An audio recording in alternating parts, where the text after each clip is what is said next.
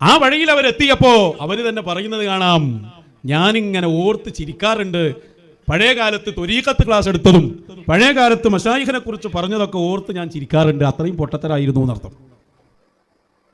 ഇവനീ പറയുന്നത് എന്താ അറിയോ, ഇവനും പഴയ കാലത്ത് പലതും ഓർത്ത് ചിരിക്കാറുണ്ട് എന്ന് പറയാൻ വേണ്ടിയിട്ടാണ്. പഴയ ഒരു ചരിത്രം എടുത്ത് കണ്ട് പറയാണ്. കാരണം പഴയ കാലത്ത് ഇവനും അത്തരത്തിൽ പറഞ്ഞിട്ടുണ്ട്. ഇതാണ് ഇവന്റെ അവസ്ഥ. നോക്കണേ നിങ്ങള്. ഇപ്പോ EK വിഭാഗത്തോട് വലിയൊരു മുഹബത്ത് വന്നിട്ടുണ്ട് ഇവർക്ക്. ഇവൻ തന്നെ പറയുന്നത് നമുക്കൊന്ന് കേട്ടാം, അതിനനുസരിച്ച് നമുക്ക് ഇങ്ങനെ ഓരോന്ന് തന്നെ പറയാം. ഇപ്പൊ തന്നെ പല ഫുള്ള് സെർച്ച് ചെയ്തുകൊണ്ടിരിക്കുകയാണ് അത്രേ. എന്താ വിഷയം? എന്താണ്? നമ്മൾ ഓല സംഘടനയിലായ കാലത്ത് EK ഉസ്താദിനെതിരെ അല്ലെങ്കിൽ ആ സംഘത്തിനെതിരെ നമ്മൾ പറഞ്ഞു വെച്ച കാര്യങ്ങൾ എന്തെങ്കിലും ഉണ്ടോ എന്ന് പരിശോധിച്ച് അതിവിടെ പ്രചരിപ്പിക്കാനാണ് തീരുമാനം. ഞങ്ങളെ ഇത് തൗബ ചെയ്ത് മടങ്ങിയില്ല കൂട്ടരെ.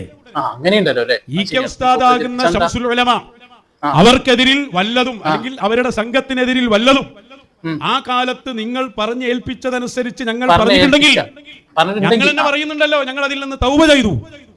കേട്ടിട്ട് പറയുന്നത് ഇപ്പോ EK വിഭാഗത്തിനെതിരെ ഇവൻ എന്തെങ്കിലും പറഞ്ഞതുണ്ടെങ്കിൽ അതിപ്പോ സെർച്ച് ചെയ്താൽ നമുക്ക് തന്നെ കിട്ടുമല്ലോ പറഞ്ഞ കാര്യങ്ങൾ അല്ലെ, എന്തൊക്കെ പറഞ്ഞിട്ടുണ്ടെന്നുള്ളത്. അത് AP വിഭാഗത്തിലുള്ളപ്പോ മാത്രമല്ല, ഇവ പോയതിനു ശേഷം എന്തൊക്കെ പറഞ്ഞിട്ടുണ്ട്. അപ്പൊ വെടിക്കെട്ട് വേണമെങ്കിൽ നമുക്ക് പൊട്ടിക്കാം. ആണോ? നമ്മളെ അഭിപ്രായം പറയണം, വേണം മറ്റെന്നുള്ളത്. കാണുന്ന പ്രേക്ഷകരുടെ അഭിപ്രായം പറയണം. ഇവന്റെ പഴയ കാല കഥകളെ നമ്മൾ എടുത്തിടണോ വേണ്ടെന്നുള്ളത്. ഇവനിപ്പോ അതിന് പേടിച്ചിട്ട് ഇറക്കാം. എന്നിട്ട് അഡ്വാൻസ് ആയിട്ട് ഇങ്ങോട്ട് വന്നിക്കാണ്. ഇപ്പോ മറ്റൊരു ഏതായിട്ട് കഴിഞ്ഞാൽ ഒക്കെപ്പാട് എടുത്തിട്ട് വെച്ചിട്ട്. കാരണം ഇവന്റെ അത്തരം ഒരു ഇത്തരം വൃത്തിയായിട്ടൊരു മനുഷ്യൻ വേറെ ഉണ്ടാവില്ല. പണ്ഡിതന്മാർ വടക്കെട്ടാല് അത്രയും വടക്കെടുന്നാണല്ലോ.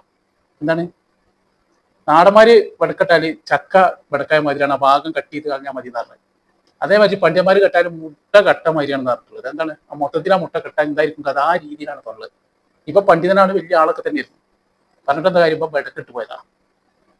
അപ്പൊ ആ ആര് വടക്കെട്ട് അതിങ്ങനെ ആകെ മൊത്തത്തിൽ ആ ദുർഗന്ധം ഇങ്ങനെ വമിച്ചുകൊണ്ടിരിക്കുകയാണ്.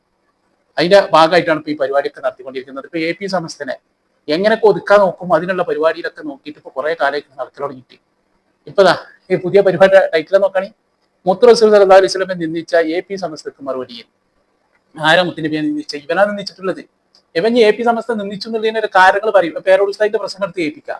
കൊയഞ്ഞ വാപ്പാക്ക് ഉപമിച്ചു എന്നൊക്കെ പറയും. ഇപ്പൊ അടുത്ത ദിവസം വേറൊരു സുഹൃത്തൊരു വീഡിയോയിൽ ക്ലിപ്പ് ഇട്ടിരുന്നു. അതിലിപ്പോ ഉപമിക്കുന്നത് എന്താണ്, ഒരു സംഘടനയുടെ കാര്യമൊക്കെ ഇങ്ങനോട് പറഞ്ഞിട്ട് ഇപ്പൊ ഉപമിക്കുന്നത് മുത്തുനബിനെ കക്കൂസിനോട് ഉപമിക്കുന്നത്.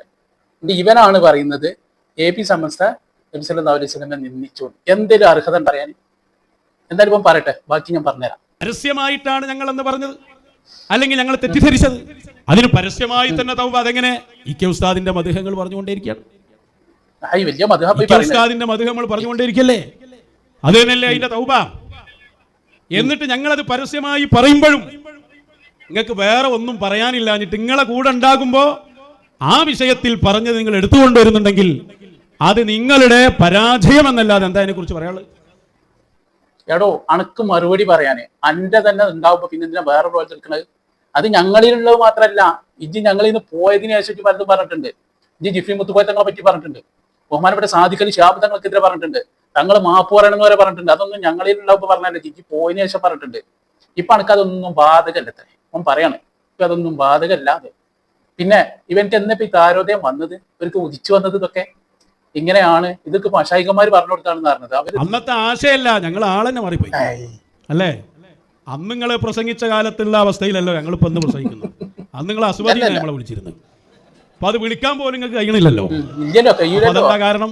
ഞങ്ങൾ ആളെ തന്നെ മാറ്റിയിട്ടാണ് മശായിഖ് ഇവിടെ കൊണ്ടു വെച്ചത്. അപ്പൊ എന്താ സംഭവം അതിന്റെ പിന്നില്? മശായിഖു ത്വരീഖത്ത് എന്ന് പറയുന്ന അവരെ മുമ്പിലെത്തുമ്പോ അവര് ഞങ്ങൾക്കത് കൃത്യമായി പഠിപ്പിച്ചു തരും. ഏതാണ് വിഷയം, ആരാണ് മശായിഖിനോട് ബന്ധപ്പെട്ട് നിൽക്കുന്നത്, എന്താ ശംസുൽ ഉലമയുടെ പവർ, എന്താണ് അവര് കാണിച്ചത്, ഇതൊക്കെ വരച്ച് ഞങ്ങളെ ഇരുത്തി പഠിപ്പിച്ചതാണ്. അതുകൊണ്ട് തന്നെ അത് മാറുന്ന വഴിയല്ല. അപ്പുറം മാറും. ഇജ്ജ് വല്ല നിരീശ്വരവാദത്തിലേക്കൊക്കെ പോയിട്ട് ചത്തു പോകുന്നൊക്കെ തോന്നുന്നത് ഇത് കാണുമ്പോ. കാരണം ആ യാതി പോക്കാണ് എന്റെ ഇത് കണ്ടെങ്കിൽ ഉസ്താദ്മാരെ പുസ്തകം കിട്ടി പോയതാ. ഇജ്ജൊന്ന് നേരാവാൻ കുറച്ച് പണി. അപ്പൊ എനിക്ക് ഇപ്പൊ സ്പെഷ്യലായിട്ട് വേറെ പിന്നെ മശായിഖ് ആരാണ് അത് മാത്രമേ നമ്മളെ നോക്കിയാൽ മതിയല്ലോ. മശായിഖ് ആരാണ്?